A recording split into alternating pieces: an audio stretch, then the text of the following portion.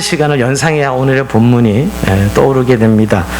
지난주에 하나님께서 모세를 부르시는 장면을 살펴봤습니다. 그야말로 이스라엘의 곤욕이 극에 도달해서 그들이 하나님께 부르짖을 때 하나님이 이스라엘을 기억하사 그의 언약을 기억하사 구원하시고 작정하시죠. 그걸 한 사람을 부르시니 그가 모세였습니다.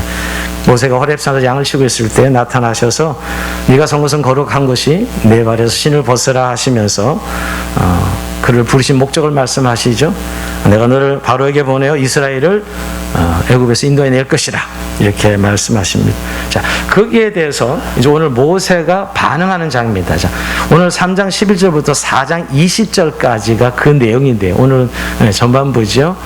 근데 그 모세의 반응이 긍정적이지 않습니다.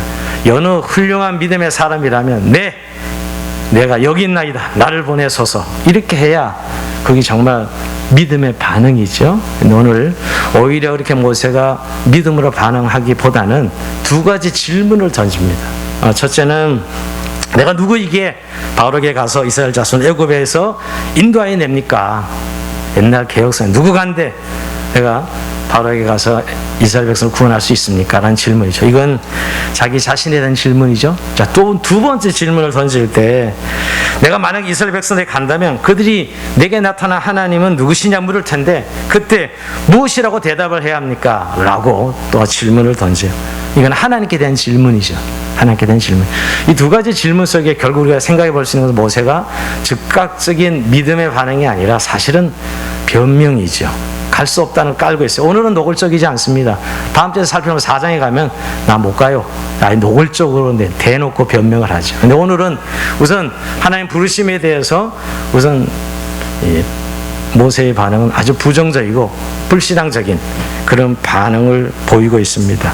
그래서 하나님은 여기에 대한 대답을 하시고 오늘 본문이 좀 긴 것은 대답할 뿐만 아니라 모세가 앞으로 진행할 이 애굽에서 이스라엘을 구원하는 계획에 대해서 자세하게 상세하게 구원의 계획서, 사역 계획서를 하나님께서 모세에게 일러주신 장면이 오늘 15절부터 22절까지 쭉 내용이 나와 있습니다. 자, 오늘 하나님께서 모세를 불렀을 때 내가 누구이기에 바로에게 가며 이스라엘 자손을 애굽에서 인도해 냅니까? 라고 이렇게 반문하는 이유가 뭘까요?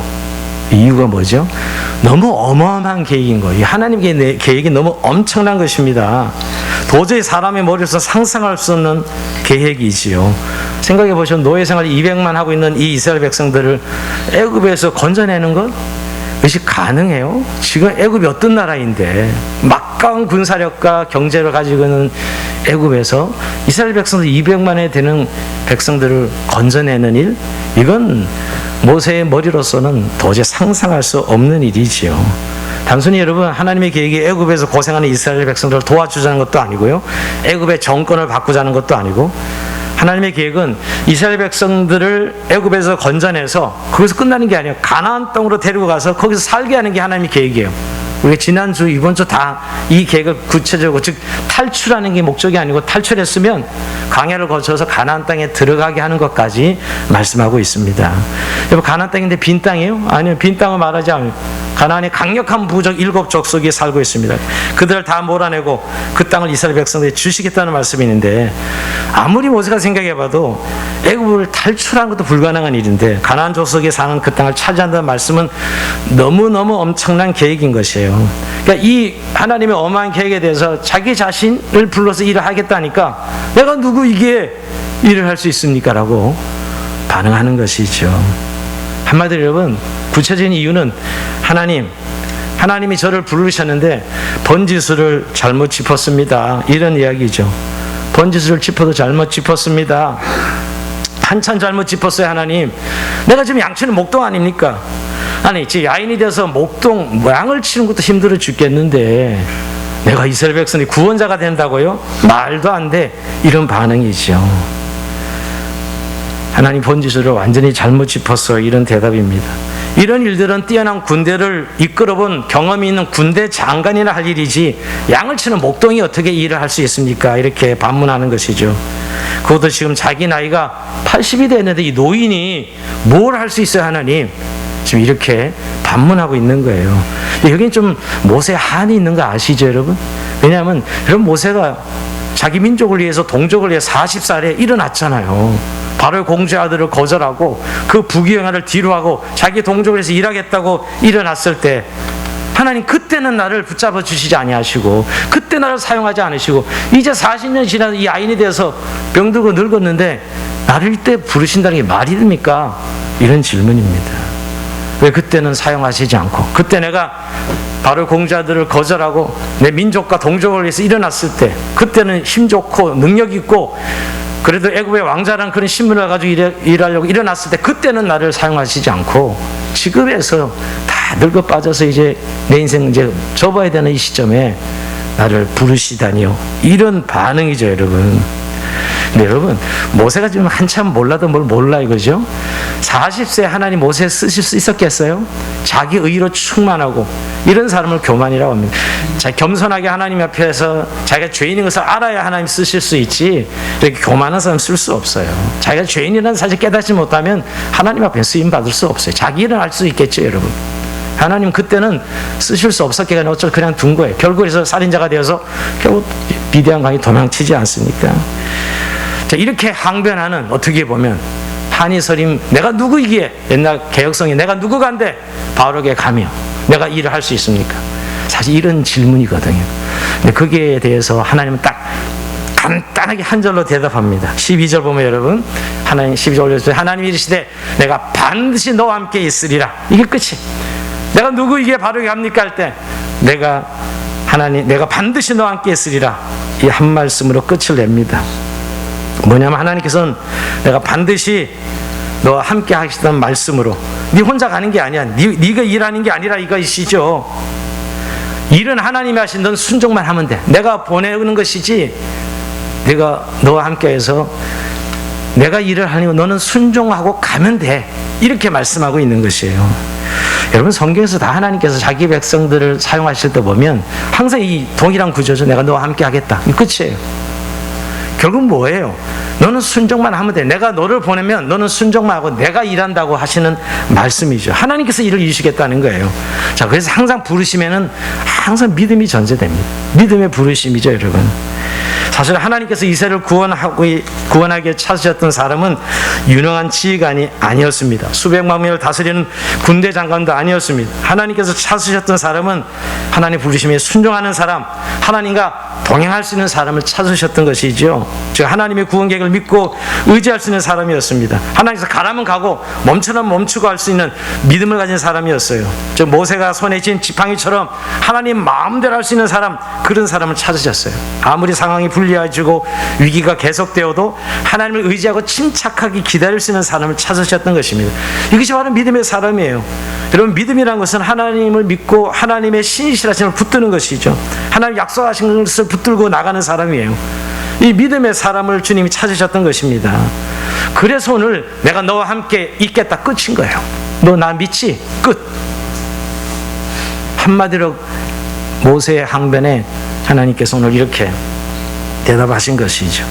그래서 증거를 보여줍니다. 내가 너에게 근데 증거를 보여줄 텐데 12절에 보면 자 12절 같이 읽어봅니다. 한번 시작. 내가 그 백성을 애굽에서 인도해낸 후에 너가 이 산에서 하나님을 섬기리니 이것이 내가 너를 보낸 증거니라. 어떤 증거를 말씀하시는 너가 다시 이 산에 지금 모세가 하나님을 만나서 호렙산이잖아요. 이 호렙산에 다시 너희 백성 이끌고 여기서 예배할 것이다. 내가 너를 보낸 증거다 라고 말씀하고 있어요. 여러분 진짜 이 약속은 성취되어서 이스라엘 이끌고 모세가 호렙산으로 오지요. 여러분 이 증거를 보여주시면서 내가 너와 함께 있으면 모든 게 해결된다고 말씀하고 있는 것이죠. 이게 오늘 모세의 첫 번째 반응에 대한 질문에 대한 하나님의 답이었습니다. 내가 너와 함께 할 것이다. 함께 하면 끝인 거죠. 여러분. 그걸로 하나님은 즉 하나님의 일을 할 수 있는 사람은 하나님의 말씀에 순종하는 사람이지 유능하고 능력 있는 사람이 아닙니다. 하나님의 계획인데 하나님의 뜻인데 사람의 계획이 아니라. 그러니까 오늘 우리가 참 믿음으로 반응하는 것이 얼마나 중요한가를 다시 첫 번째 모세의 질문에서 깨닫게 됩니다. 자, 두 번째 질문은 여러분 제가 이스라엘 백성들에게 가서 누가 너를 보냈냐? 그의 이름이 뭐냐? 이렇게 물어본다면 내가 어떻게 대답해야 되죠? 자, 13절 올려줘보세요. 모세가 하나님께 아뢰되 내가 이스라엘 자손에 가서 이르기를 너희 조상의 하나님이 나를 너에게 보내셨다면 그들이 내게 묻기를 그 이름이 무엇이냐 하리니 내가 무엇이라고 그들에게 말하리까? 이제 고민이죠, 여러분. 이거 굉장히 고민이 되는 문제예요. 여러분, 왜 고민이 될까요, 여러분? 사실 이 정황을 잘 알아야 돼요. 지금 이스라엘이 하나님의 백성인 건 사실이지만 여러분, 그 야곱의 가족이 70명이 내려와서 무려 400여 년이 지났어요. 근데 200만이 되었고, 그러니까 하나님에 대한 유일신 신앙이 희미해졌습니다. 그리고 애굽에 살면서, 애굽은 다신교 나라잖아요. 우상이 득실을 그리고 우상을 섬기는 나라입니다. 우상을 섬기는 나라에서 오랫동안 살다 보니까 이들이 우상의 영향을 많이 받았어요. 그러니까 하나님 유일신 신앙에 대해서 아주 희미할 때입니다. 그러니까 여러분, 모세가 도대체 하나님을 어떻게 소개해야 되지? 하나님을 어떻게 소개해야 되지? 네가 보낸 신의 이름이 무엇이냐? 이렇게 물어볼 것이라는 거죠. 그때 어떻게 대답해야 되지, 하나님? 굉장히 모세의 실제적인 고민이에요. 자기 동족을 찾아가서 이제 일을 해야 되는데 네가 보낸 신이 이름이 뭐냐? 이렇게 지금 물어보는 것이죠. 자, 이때 하나님께서 14절 이렇게 대답하십니다. 자, 14절 같이 한번 읽어봅시다. 시작. 하나님이 모세에게 이르시되 나는 스스로 있는 자이니라. 또 이르시되 너는 이스라엘 자손에게 이같이 이르기를 스스로 있는 자가 나를 너에게 보내셨다 하라. 이게 하나님의 이름이 스스로 있는 자, 나는 스스로 있는 자다. 이게 번역을 스스로 있는 자라 그랬는데요, 영어로 보면 I am that I am 이렇게입니다. 다른 버전은 여러분, 나는 나야, 나는 나다. 이게 하나님 이름이야. 나는 나다. 근데 이건 약간 좀 의미를 부여해서 이렇게 번역한 거, 스스로 있는 자라고 번역한 거고요. 사실 정확한 번역은 나는 나야. 이게 하나님께서 대답한 거예요. 하나님 이름을 뭐라 그러지요? 그럴 때 나는 나야. 스스로 있는 자라는 것이, 이거는 좀 의미를 이야기하면 하나님의 자존성을 말합니다. 자존성, 스스로 존재하시는 분이라는 거예요. 아무런 구속도 받지 않으시고 독립적으로 스스로 자유를 이루어 가시는 분, 사람이 왜 논증되거나 증명할 필요가 없는 자존자이시라는 거예요. 의존자인 피조물과는 달리 능동적으로 스스로 계시는 분이라는 거예요. 아무것도 필요치 않은 스스로 자존하시는 분입니다. 여러분, 애굽의 여러 우상들은 인간에 의해서 만들어졌거든요. 피조 의존성이에요. 하나님 건데 스스로 계시는 자존성, 하나님이 말씀하고 있는 것이죠. 여기 스스로 있다라는 있다의 이 동사는 1인칭 미완료 영인데요, 또 한 가지는 과거에도 계셨고 현재도 계셨고 미래도 계시겠다는 거예요. 즉 시작도 끝도 없는 영원히 존재하는 분, 즉 스스로 계시면서 영원하신 분이라는 의미가 있어요. 이 나는 스스로 있는 자이다 라고 하는 하나님의 이름에 대해서 말이에요. 여러분, 근데 여기 좀 약간 추상적으로 느껴지시는 분의 설명을 잘 들어보세요. 이 스스로 계신 분, 이 의미가 결국 진가가 언제 나타나요? 그럼 애굽에서 10가지 재앙이 일어났을 때 10가지 재앙은 다 애굽의 신들과의 전쟁이에요. 사실 싸움이에요. 그때 완전히 스스로 존재하는, 즉 스스로 존재하지 않는 애굽의 모든 피조된 신을 하나님께서 벌하시죠. 10가지 재앙을 통해서 애굽의 신은 만들어진 신이거든요. 근데 스스로 자존하시는 하나님이 그 10가지 재앙에서 애굽의 모든 신들을 벌하십니다. 그때 하나님의 이름의 진가가 드러나요. 스스로 계신 분의 하나님 이름이죠. 그래서 여러분, 우리가 십계명 할 때 1계명이 뭡니까? 십계명, 나의 다른 신을 섬기지 말라가 1계명이죠. 그 앞에 붙어있는 말이 뭔지 아세요, 여러분?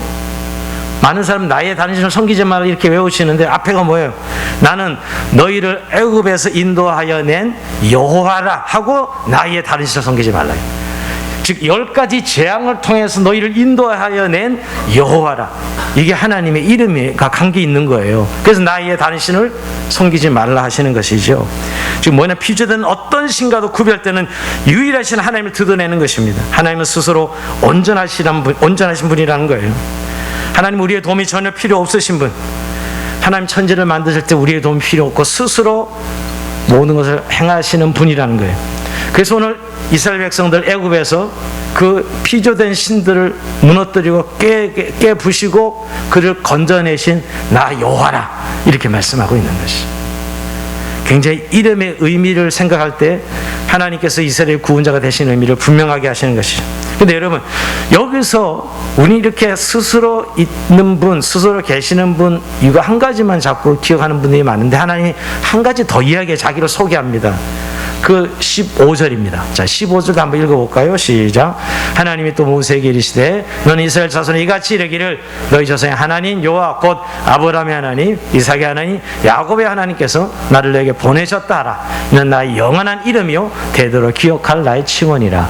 자, 하나님 두 번째 이름을 이야기하는 거예요. 아브라함의 하나님, 이삭의 하나님, 야곱의 하나님으로 전하라는 거예요. 아까 스스로 있는 분 여기 이렇게 전했는데 또 한 가지 더, 아브라함의 하나님, 이삭의 하나님, 야곱의 하나님으로 전하라는 것이죠. 여러분, 이거 굉장히 중요한 의미가 있어요. 하나님께서 이스라엘 백성들에게 자신을 드러내고 계시하시는데 그 하나님의 이름을 아브라함의 하나님, 이삭의 하나님, 야곱의 하나님이라고 소개합니다. 무슨 의미가 있을까요? 즉 족장 이스라엘의 아브라함과 이삭과 야곱에게 함께 하시고 그들의 삶 가운데 함께 하시면서 말씀하시는 하나님이에요. 자기를 드러내 보이신 하나님이죠. 여기서 이제 우리가 하나님을 어떻게 알죠? 하나님이 계시하시면 우리는 하나님을 알 수 있어요. 우리가 하나님을 찾아서 알 수 없습니다. 우리가 정말 하나님을 안다는 건 오리무중입니다. 언어 도단이에요. 하나님 우리가 어떻게 알 수 없어요. 근데 하나님이 자신을 우리에게 드러내 보이셔서 알게 된 거, 그걸 계시라 그래요. 계시라 그럽니다. 그러니까 뭐냐면 이스라엘 백성들 족장들에게 아브라함과 이삭과 야곱의 삶 속에 함께 하시는 하나님의 모습 속에 자신을 계시하셨다는 거예요. 그렇죠? 자신을 드러내 보이신 것이죠. 그러니까 그 방식으로 너희들도 여호와를 알기를 원한다고 말씀하고 있는 것이죠. 하나님이 아브라함과 이삭과 야곱의 삶 가운데 나타나시고 말씀하셨거든요, 여러분. 여러분, 여기서 좀 우리가 중요한 부분을 생각해요. 우리가 하나님 그러면 자기가 마음대로 그리는 분들이 있어. 하나님을 자기가 그리는, 자기가 상상 속에 만들어지는 하나님, 그건 하나님 아니에요. 사실은요, 자기가 원하는 대로 그리는 하나님, 그거 하나님 아니라고. 여러분, 우리가 그렇게 그리고 원한다고 그 하나님이 아니고, 하나님은 계시의 말씀을 통해서 예수 그리스도를 통해서 우리에게 나타내신 그 하나님은 하나님이에요. 그러니까 오직 계시를 통해서 우리가 하나님을 알게 되는 거예요. 그래서 하나님을 소개할 때 아브라함 하나님, 이삭의 하나님, 야곱의 하나님이라고 강조하는 것은 그들의 삶 속에 함께 하셔서 말씀하신 하나님을 기억하라는 것이죠. 우리가 여러분, 하나님은 우리에게 계시하신 만큼 우리가 하나님을 알 수 있습니다. 그래서 하나님 인격적이고 하나님의 성품을 드러내시는 것이죠. 그래서 여러분, 구약에는 하나님의 말씀을 통해서 우리가 하나님을 알도록 하겠습니다. 신약에는 말씀이 육신이 우리 가운데 오신 예수님을 통해서 우리가 하나님을 알게 된 거예요. 여러분, 하나님을 안다는 의미를 자꾸 자기 종교적인 감정을 하나님을 안다는 걸 생각하는 분들이 의외로 많아요. 종교적인 열정을 하나님을 안다고 생각하면 의외로 많아요. 그거 하나님이 아니시라고요. 구약의 하나님의 말씀을 통해서 또 신약에 오신 예수 그리스도를 통해서 하나님을 아는 것이죠. 자, 그러면서 여러분, 나는 아브라함의 하나님, 이삭의 하나님, 야곱의 하나님이다 하시면서 결국 그 하나님을 소개하는 이유가 뭘까요? 거기는 언약이 있었어요. 여러분, 아브라함에게 하나님께서 나타나셔서 내가 하늘의 별처럼 땅의 모래처럼 너희 조상을 후손들을 줄 것을 약속하죠. 그리고 또 뭐예요? 가나안 땅을 약속합니다. 그 언약을 맺었잖아요. 그 언약을 이루어 가시는 하나님을 이야기합니다. 그 언약을 맺으시고 그 언약을 성취해 가신 하나님. 그러니까 지금도 그 약속을 신실하게 이루어가고 있는 거예요. 이스라엘 백성들 중에 애굽에서 건지는 것은 그 조상들에게 약속하신 언약을 신실하게 성취해 가는 것을 말하는 것이에요. 그러니까 이 하나님을 소개하라고 말씀하고 있는 것이죠, 여러분. 여러분, 오늘 다시 한번 좀 우리가 하나님을 알지 못해서 결국은 하나님 부르심에 대해서 우리가 오해하고 있고 신뢰하지 못하는 것이거든요. 하나님을 모르기 때문에 결국. 여러분, 우리가 아까도 말씀, 종교적 감정을 마치 하나님을 안다고 생각한다거나 자신의 주관적인 어떤 의지를 하나님이라고 생각한다든가, 그 하나님이 아니라는 거예요. 철저하게 말씀을 통해 계시하시는 하나님, 그분이 하나님. 그래서 오늘 아브라함 하나님, 이삭의 하나님, 야곱의 하나님이라고 하시는 것이에요. 여러분, 구약은 계속해서 아브라함의 하나님, 이삭의 야곱의 하나님, 그들의 삶 가운데 나타나셔서 말씀하시고 그들과 언약을 맺으시고 성취하신 하나님이죠. 우리가 그 하나님을 통해서 우리 삶 가운데 함께 하시는, 그래서 여러분, 우리가 성경 통해서 하나님을 알고요. 그리고 우리 말씀 육신에 오신 예수님을 통해서 그분의 온유하신, 인자하신 하나님이 어떤 분인지를 더 구체적으로 알게 되고요. 또 우리가 매일 사는 삶의 일상에서 여러분, 말씀으로 찾아오셔서 우리와 함께 하시는 하나님을 통해서 우리가 하나님을 알아가는 것이에요. 그렇게 여러분, 근데 그 하나님 알아가는 삶 가운데 우리가 늘 그 말씀에 순종해 가는 것이죠. 그럴 때 하나님 우리가 정확하게 알게 되는 것이죠. 그래서 오늘 여러분, 그 이름이 무엇이냐 이 질문을 이렇게 주님께서 이렇게 대답하신 이유는 그들이 하나님을 알고 깨달아야 순종하고 따라갈 수가 있기 때문이죠. 그래서 오늘 하나님의 하나님 되심을 말씀하고 있는 것입니다. 근데 여러분, 오늘 이제 이 두 가지 질문에서 두 가지 답을 하시고 나서 오늘 긴 부분은 하나님께서 16절부터 보면 구체적인 행동 지침, 구체적인 진행 과정까지 보여주고 있어요. 하나님이 이 애굽에서 이끌어내서 인도하겠다는 하나님의 구원 계획이 그냥 막연한 게 아니라 얼마나 구체적인 계획서를 가지고 말씀하는지 모릅니다. 자, 먼저 어떤 명령을 내리죠? 모세에게 하나님께서 야, 너 먼저 장로들에게 가라 그럽니다. 16절 볼까요? 너는 가서 이스라엘 장로들을 모으고 그들에게 이르기를 그럽니다. 먼저 장로들을 찾아가라는 거예요, 모세에게. 자, 이 첫 번째 지침입니다. 구원 계획을 설명하고 나서. 그런데 여러분, 장로들에게 뭘 말하라 그러죠? 심한 노역으로 인해 탄식하고 부르짖는 이스라엘 기도의 소리를 들으셨고 애굽에서 당한 일을 보았다는 것이에요. 그러니까 하나님이 너희의 곤욕과 부르짖는 소리를 들었다는 것을 전하라 그러시죠. 먼저 장로들에게 가서 이야기하라는 것이에요. 자, 여기서 우리가 알 수 있는 것, 하나님은 모세 홀로 일하게 하시는 분이 아니라는 거예요. 물론 지도자 모세를 하나님 부르십니다. 그러나 모세는 장로들과 함께 일을 할 수 있도록 말씀해 주시는 것을 보게 됩니다. 결국 여러분, 네가 가서 장로들에게 말하면 장로들이 너의 말을 들을 것이다 라는 것이에요. 여러분, 너 뭔데? 이러면 그만이잖아요. 여러분, 네가 뭔데 우리한테 와서 지도자 행세를 하는 거야?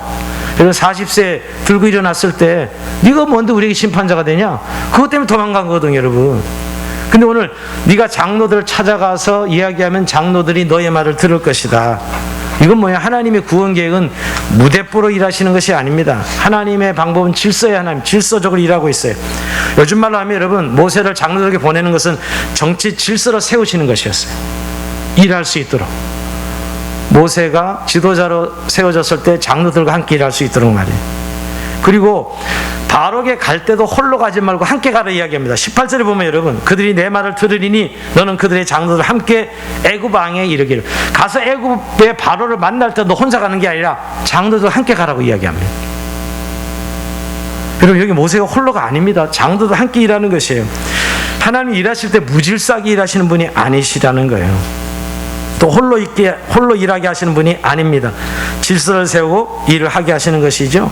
자, 여기서 여러분, 결국 모세를 부르시지만 결국 이스라엘 백성 공동체, 하나님 나라 구약의 민족 공동체, 교회를 부르시는 거예요. 결국은 교회를 부르시는데 지도자로 모세를 들어 쓰시는 것이죠. 여러분, 여기서 좀 우리가 생각해 봐야 돼요. 우리가 자꾸 아직도 어떤 이 공동체를 생각하면 세속적인 공동체, 요즘 저는 그런 생각을 해봅니다. 교회 모임이, 정말 교회 모임이 세상과 뭐가 다르고 뭐가 달라야 되는가. 요즘 교회도 보면 뭐 슈퍼스타 목사가 뭐 그냥 대단한 역할을 해서 대단한 인기를 끌어서 교회를 부흥시키고 이런 것을 또 효율적으로 생각하는 이런 세상에 우리가 살고 있어요, 보면. 물론 하나님 그렇게 쓰시는 분도 분명히 저는 있다고 생각합니다. 그러나 결국 교회는 그런 슈퍼스타 목사가 중요한 것이 아니라 하나님께서 그 지도를 세우고 함께 공동체를 통해서 일을 하시는 분이라는 거예요.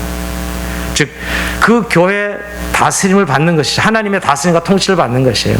여러분, 교회가 교회되는 가장 중요한 의미가 뭘까요? 어제 저녁에 우리가 마태복음 18장 살펴봤는데, 여러분, 교회를 땅에서 매면 하늘에서 매일 것이고 땅에서 풀면 하늘에서 풀리리라. 그게 교회의 권위예요. 그죠?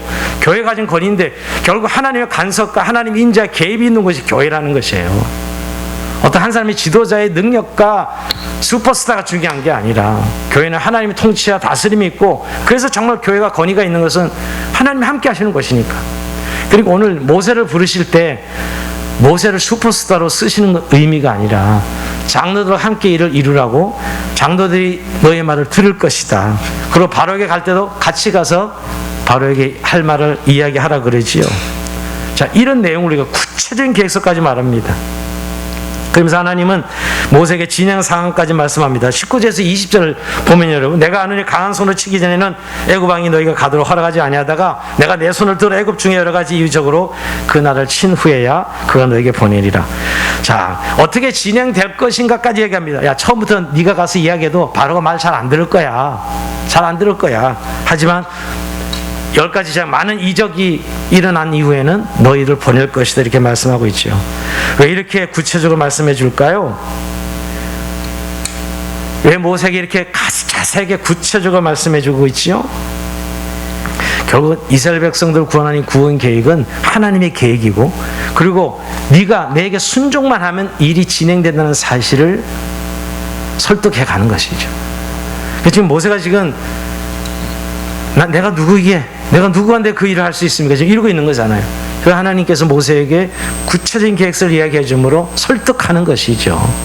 이렇게 바로에게 가서 할 말까지도 이야기해 줍니다. 자, 18절에 보면 여러분, 히브리 사람의 하나님 여호와께서 우리에게 임하셨은즉 우리가 우리 하나님 여호와께로 제사를 드려 아오니 사흘길 중 강야로 가도록 허락하소서 하라. 바로에게 가서 할 말까지도 가르쳐 줍니다. 너 바로에게 가서 이렇게 이야기해. 뭐냐면 하나님께서 제사드리러 사흘길 중 강야로 가는 것을 허락해달라고 말하는 것이죠. 정말 친절하게 가서 어떻게 말할 것까지 하나님께서 모세에게 알려주십니다. 자, 이것은 모세가 맡은 바 사명을 행할 수 있도록 하는 것이죠. 그러면 하나님은 무대뽀가 아니라니까요. 그냥 가, 이게 아니라 하나님의 구체적인 구원 계획을 오늘 자세하게 일러주므로 모세가 순종하여 갈 수 있도록 해주시는 것이죠.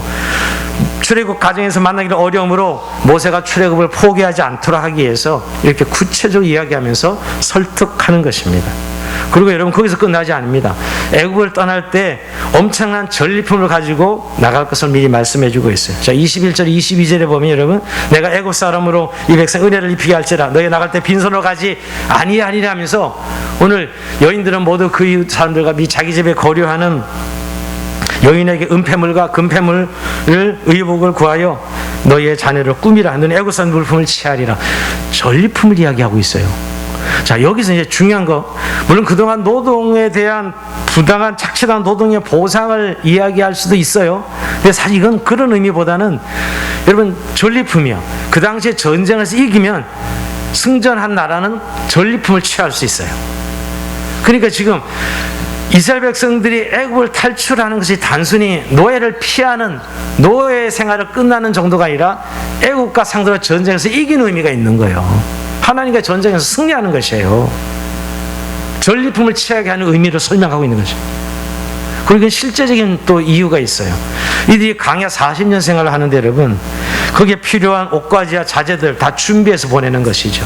여러분, 강야에서 뭘 만들죠? 성막을 만들어요. 성막 만드는 모든 재료들을 준비해서 가져가게 하시는 섬세하신 하나님이세요.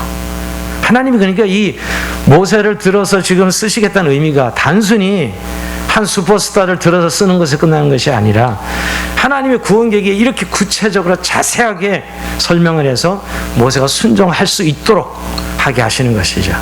그럼에도 보면 다음 주 이제 4장에 보겠지만 나는 못합니다, 이제 이렇게 반응을 하지요. 자, 오늘 여러분 여기까지 살펴보면서 오늘 여러분, 우리가 지난주에는 부르심의 성격에 대해서 살펴봤어요. 지난주에. 자, 오늘은 여러분 부르심의 반응에 대해서 우리가 오늘 좀, 모세가 지금 반응을 보면서 오늘 두 가지 질문이 다 사실 모세의 반응이 어떤 반응이에요? 불신앙의 반응입니다. 변명의 반응이에요. 사실은 내가 이 일을 어떻게 해요, 하나님? 근데 여러분 어떻습니까? 하나님께서 여러분의 삶의 현장에서 부르실 때 여러분들은 네, 여기 있나이다, 나를 보내소서, 이렇게 응답하십니까? 사실 우린 다 모세 같은 사람들이에요. 이렇게, 아니 그 일을 내가 어떻게 해? 그 일을 내가 어떻게 해? 하나님, 그 일을 내가 어떻게 감당해요?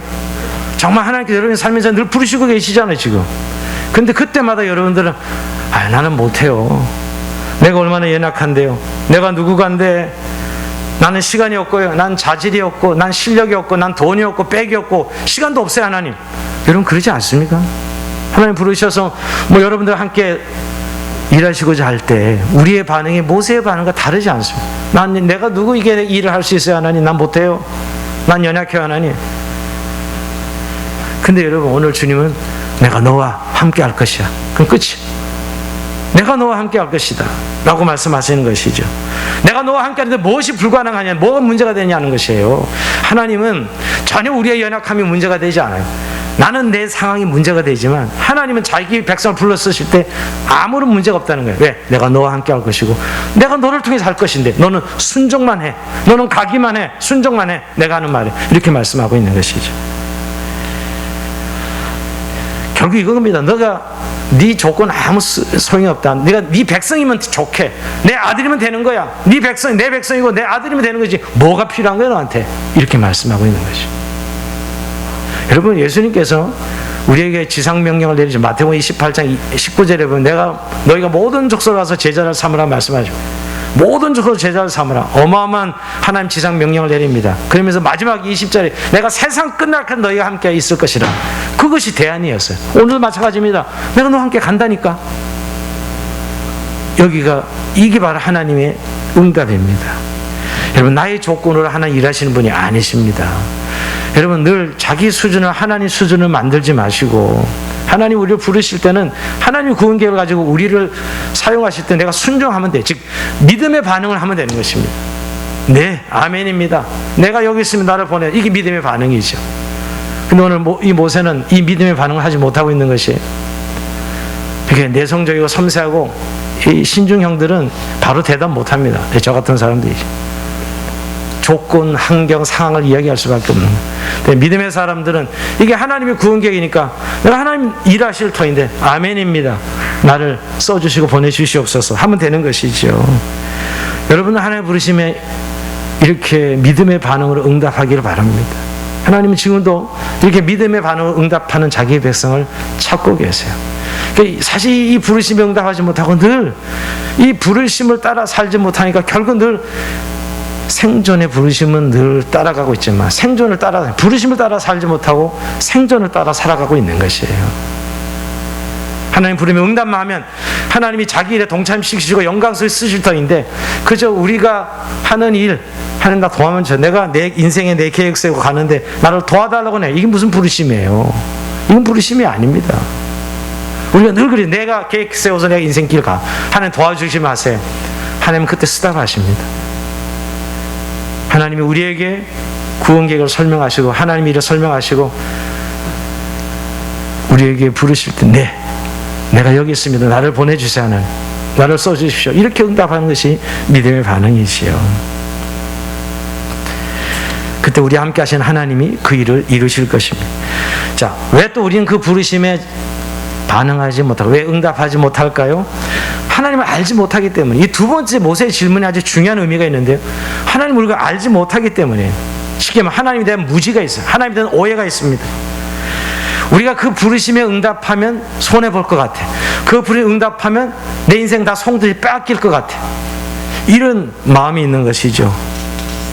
하나님 다 내 인생 빼앗아갈 것 같아. 부르심에 응답하면. 하나님에 대한 전적인 오해입니다, 이게. 근데 이게 뭔가요? 하나님을 잘 모르는 거예요. 여러분, 우리가 교회 생활은 잘 하시고 잘 알아가는데 하나님을 잘 모르는 분들 많아요. 교회는 계속 다니면서 교회 생활이 익숙해집니다. 근데 정말 그만큼 하나님을 알아가고 있냐고요. 하나님을 알아간다면 그 부르심에 순종할 수 있는데 하나님을 모르니까 겁부터 나. 두려워하는 거예요. 하나님 부르시면 겁부터 나. 아닙니다. 저는 안 됩니다. 아직은. 계속 이 변명하는 거죠. 그럼 결국 하나님께서 이제 우리들 통해서 하나님의 이 놀라운 일들을 참여시켜서 그 영광스럽게 우리를 사용하시고 하나님의 백성으로 이 땅 가운데 살게 하시려고 우리를 부르셨는데 늘 거기서 스탑되어 있는 상태죠, 여러분. 부르심에 주저할 수밖에 없습니다.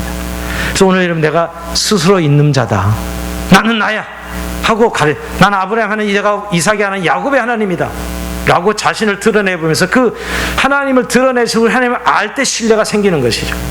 대부분 여러분 하나님에 대한 오해한 무지는 어디서 하나님을 모르기 때문이에요. 결국은 여러분, 아니 내가 예수 이렇게 오래 믿었는데, 오래 믿었어도 여러분 말씀을 통해서 하나님 계시한 하나님을 잘 모르고 말씀이 육신에 우리 가운데 예수님을 그리스도를 통해 우리의 삶의 현장에 주신 그리스도를 모르면 모르는 거예요. 그러니까 모르니까 신뢰가 안 생기는 거예요. 여러분, 사람 관계도 마찬가지입니다. 왜 사람 관계에 신뢰가 안 생기죠? 모르기 때문이에요. 모르기 때문입니다. 여러분, 그 사람에 대해서 안다는 게 결국 뭐 호적 처분 띄고 뭐 이력 쓰이면 뭐 1분이면 그 사람 파악이 되죠. 그게 아는 거예요, 여러분? 그건 아닌 게 아니거든. 정보를 가지고 있는 것 뿐이죠, 여러분. 안다는 건 그 사람이 마음이 오픈돼서 그 사람을 드러내 보일 때, 내면을 드러내 보이고 공감하고 교통할 때 그 사람을 아는 것이죠. 우리가 하나님을 정말 이렇게 알고 있냐고요. 하나님에 대한 교리적 지식, 그 정도 오래 믿으면 성경의 지식은 가지고 있지만 내 삶 속에 함께 하시는 그의 나는 마음이 온유하고 겸손히 내게 와서 내 멍에를 메고 내게 와서 배우라 하신 그리스도를 우리가 정말 알고 있느냐는 거예요. 모르기 때문에 하나님 부르실 때마다 두려워하고 이런 부정적인 반응을 할 수밖에 없는 것이죠. 여러분, 저는 부부간에도 그렇게 오래 살아도 참 남편들이 아내를 그렇게 모를까? 아내가 뭘 좋아하고 뭘 원하는지 모르더라고요. 한 20년, 30년 살았으면서도. 그니 아내를 아는 게 아닌 거예요, 거기. 20년, 30년 살아도 사실은, 여러분. 그리고 항상 갈등과 불화가 있는 거죠, 여러분. 우리가 하나님을 아는 것도 마찬가지로 생각합니다. 우리가 정말 그리스도께서 우리에게 상가운데 오셔서 그분의 성품을 드러내 보이시고 그분의 온유하심, 인자하심, 그의 사랑하심. 근데 우리가 그 하나님을 잘 몰라요. 제가 쉽게 좀 질문 던지자면 요즘 여러분 정말 하나님의 사랑을 느끼시고 늘 이렇게 살아가고 계시냐고요. 하나님 늘 우리를 사랑한다고 말하고 있는데 그게 우리를 향해서 늘 주님께서 내가 너와 함께해서 내가 너를 사랑하며 너와 함께 내가 인생을 꾸려가고 있다고 말씀하시는데 우리는 못 느껴. 늘 외롭고 힘들고 어렵고 이러고. 왜? 하나님을 모르니까. 그게 뭐냐면 하나님의 그 인격 안에 하나님의 말씀 안에 우리가 그리스도 안에 거하지 않는 것이죠. 하나님을 잘 모르는 거예요. 교회 생활만 익숙해지고 있는 것이죠. 육체로 이 땅에 인간을 먹고 오신 예수 그리스도 그 인격과 삶이 우리 그 안에 거하게 될 때 우리가 그리스도를 알게 되고 그래서 우리가 하나님께서 어떤 일을 통해서 부르실 때 내가 여기 있으면 아멘 이렇게 순종해서 그 안에 거하면서 그 일들을 그 영광을 참여하게 되잖아요. 여러분 우리가 하나님의 일이라는 게 꼭 무슨 교회 어떤 봉사만 있는 것이 아니라 우리의 삶에 주님께서 이 땅의 구원을 위해서 여전히 인생들을 향한 하나님의 말씀을 전하고 있고요. 하나님의 사랑을 드러내 보이고 있잖아요. 그게 바로 저와 여러분이 부르심 속에 통로로 쓰시는 건데 그때 내가 아멘하고 왜 순종하지 못하냐고요. 그럼 하나님을 모르기 때문에 그분을 오해하고 있기 때문에 나 이렇게 순종하면 손해보고 내 인생 망가지고 아유 난 전혀 도움이 안 되겠다 이렇게 생각하는 것이죠.